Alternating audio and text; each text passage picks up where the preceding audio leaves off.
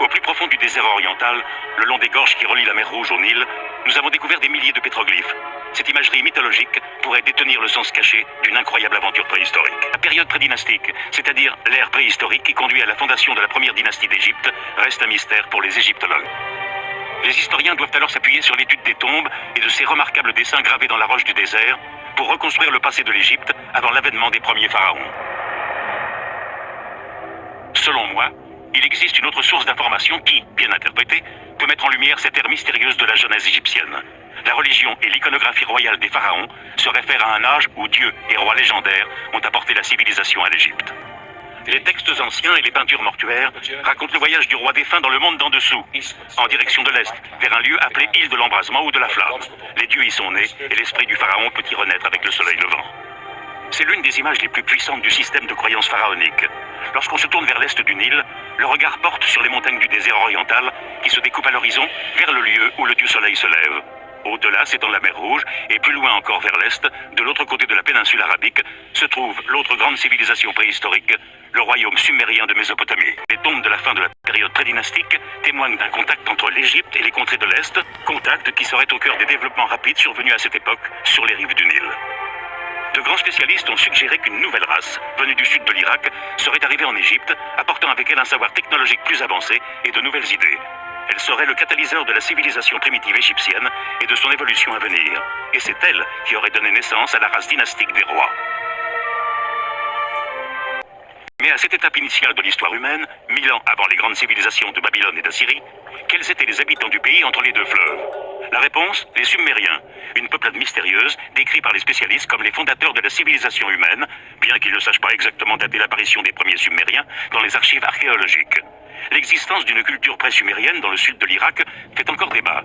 Ce sont donc peut-être ces peuplades pré-sumériennes qui ont bâti les premières cités et qui ont inventé l'écriture. Les Mésopotamiens étaient passés maîtres dans les constructions en briques crues, bâtissant des structures très élaborées avec des façades à niches, appelées aussi façades de palais. Cette architecture caractéristique tire ses origines dans les temples et palais de la période d'Uruk. La cité funéraire de Djoser est une réplique en pierre des édifices de l'Ancien Empire, construit en roseau et disparu depuis longtemps. Ce bâtiment à toit voûté rappelle les habitations en roseau, connues dans le monde arabe sous le nom de moudif ou maison des hôtes. Il semblerait qu'il soit fait sur le même modèle. Les bâtiments rituels, comme les moudifs, sont construits avec des arches et des bottes de roseau. On en trouve dans le sud de la Mésopotamie, et ce jusqu'à aujourd'hui. Je pense qu'en voulant reprendre ce style architectural avec des briques crues, on aura tendance à créer des niches à degrés plutôt que de recréer l'arrondi peut tirer ses origines de la zone culturelle sumérique. Mais il n'y a pas que le nom d'Horus des rois égyptiens qui pourrait tirer ses origines de Mésopotamie. L'un des attributs iconographiques les plus caractéristiques du pharaon est la couronne blanche de la Haute-Égypte. On ne saurait faire plus typiquement égyptien. Il symbolise le pouvoir divin conféré aux rois et aux dieux. Il serait donc surprenant de trouver cette couronne dans l'art sumérien archaïque. Pourtant, la couronne blanche des pharaons était portée par les premiers rois mésopotamiens. Ce lieu sacré s'appelait Nunki, la puissante place. La demeure d'Enki, le dieu de l'eau. Ce dieu a sauvé l'humanité d'un terrible déluge en prévenant un homme et lui enjoignant de construire une arche pour lui et sa famille. Ce récit nous est bien familier. Vous ne serez donc pas surpris si je vous dis être persuadé que la ziggourate ou temple d'Eridu correspond à l'édifice biblique de la tour de Babel, bâti par les hommes pour défier la puissance divine après le déluge. Voici la descendance des fils de Noé. Sem, Cham et Japheth, auxquels des fils naquirent après le déluge. Les fils de Cham, Couch, Misraïm, Pout, Canaan. Couch engendra Nemrod, qui fut le premier potentat sur terre. C'était un vaillant chasseur devant Yahvé. Ainsi, selon la Genèse, le roi Nemrod, le vaillant chasseur, règne après le grand déluge. Nemrod est intimement lié aux grandes cités sumériennes, des cités sumériennes d'Eridu et d'Ur. Lors de nos campagnes de fouilles au Koweït, nous avons peut-être trouvé les premiers vestiges des premiers bateaux pouvant naviguer en mer. Une scène connue seulement de quelques égyptologues et complètement délaissée par les touristes et les guides. Elle décrit le roi d'Égypte debout devant le monticule originaire. Tout près de lui, Horus, le dieu faucon, est perché sur des roseaux. Derrière lui se tiennent les divinités primitives de Zeb-Tépi de la première fois ou les premiers temps. Il leur a été donné de nombreux titres comme Thoth et les sept sages, les esprits glorieux du tout premier âge, ou encore les dieux bâtisseurs. mais ils sont originairement connus comme étant les Sheptiu. C'est un nom difficile à interpréter, mais que l'on peut probablement traduire par les anciens. Les deux principaux dieux sont Wa, celui qui est lointain, et Aa, le grand. Le troisième personnage assis est appelé Nai, le marin. Le troisième dieu, le marin, suggère une association avec des vaisseaux, tandis que celui qui est lointain évoque l'idée d'un endroit éloigné. Après avoir mis en évidence les liens avec le livre de la Genèse, il est très intéressant de découvrir que dans les traditions littéraires de Mésopotamie, le héros du déluge est appelé « celui qui est lointain », car c'est également le sens du nom égyptien Horus. La mythologie égyptienne de la création du monde semble pointer du doigt vers un lieu lointain, au-delà de l'Égypte, où serait l'île de la création. Les dieux bâtisseurs Sheptiu y ont édifié le tout premier temple, entouré par les eaux de Nun, au bout du monde et au commencement des temps. De la même façon, le cercueil d'un pharaon du nouveau royaume est tiré jusque dans sa tombe, dans la vallée des rois, à bord d'un bateau lui-même monté sur un traîneau. À sa mort, le roi ne fait plus qu'un avec le dieu de la mort, Osiris, dont le nom se prononce Hazar, en ancien égyptien.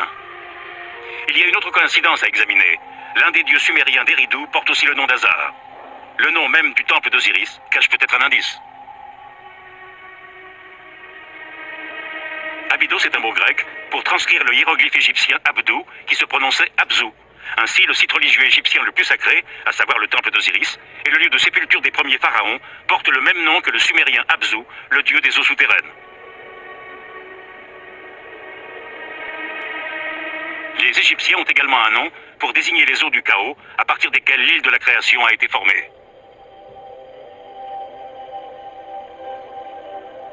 Et bien sûr, Nun est le même nom qui désigne l'île sacrée d'Eridu, qui jaillit des eaux souterraines, le sanctuaire d'Abzu, d'Enki et d'Hazar.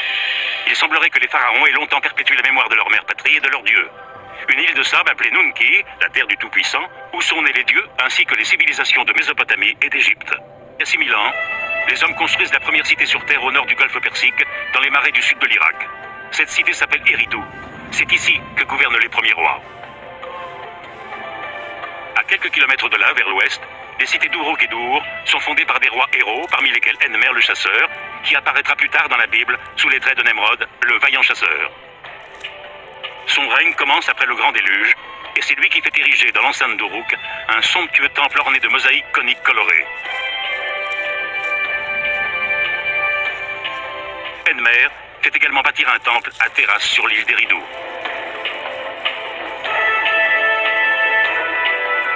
Ce temple, entouré par les eaux de Nun, va devenir l'archétype mythique des temples égyptiens.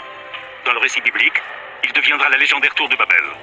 Un peuple nouveau commence à s'implanter dans le sud de l'Irak. Il parle une langue différente, d'où la légende de la confusion des langages.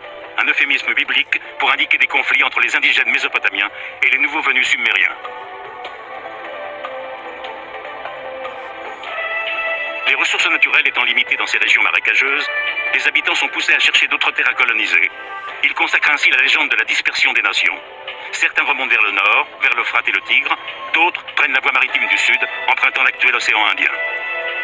Les pionniers des mers ont depuis longtemps eu vent de l'existence d'un beau pays, sur le continent africain, arrosé par un fleuve qui remonte vers le nord pour se jeter dans la Méditerranée. Ils voguent hors du golfe Persique. Ils mettent cap vers le sud pour longer la péninsule arabique et remonter ensuite vers la mer Rouge. Ils posent le pied à l'entrée des grands wadis du désert oriental. Leur plus grand atout étant les embarcations en roseau à haute proue, enduites de bitume, ils ne peuvent se décider à les abandonner sur le rivage de la mer. C'est pourquoi ils les tirent à travers les wadis pour les remettre à flot dans les eaux du Nil. Avec leurs bateaux à haute proue et leur masse piriforme, les envahisseurs se battent contre la population locale et prennent le pouvoir en haut d'Égypte. Certains remontent jusqu'au delta, où ils établissent la ville portuaire de Bouto, une porte ouverte sur la Méditerranée. Des vestiges de leur temple sont exhumés sous forme de cônes de couleur, semblables à ceux qui ornaient le temple d'Uruk. Le livre de la Genèse associe ces colonisateurs mésopotamiens aux fils de Cham, l'un des 3 fils de Noé. Couch donne son nom à l'antique royaume de Couch, le long de la partie supérieure du Nil, l'actuel Soudan. Selon la Bible, celui qui les dirige vers l'Égypte est Misraïm, lui aussi fils de Cham. Ce nom perdure encore de nos jours dans la langue arabe pour désigner l'Égypte. Put, le 3e fils légendaire de Cham, pourrait évoquer la lointaine Mésopotamie aux colons installés à Bouto, dans le delta du Nil. L'archéologie seule ne saurait nous dire si les premiers rois d'Égypte étaient des étrangers venus de l'Est. Peut-être que les fils de Cham, à bord de leur nef à haute proue, se sont alliés à des chefs indigènes. Il y aurait alors eu des Mésopotamiens derrière le trône de Haute-Égypte. Ils auraient apporté leur technologie et leur idéologie, donnant ainsi naissance à la civilisation pharaonique.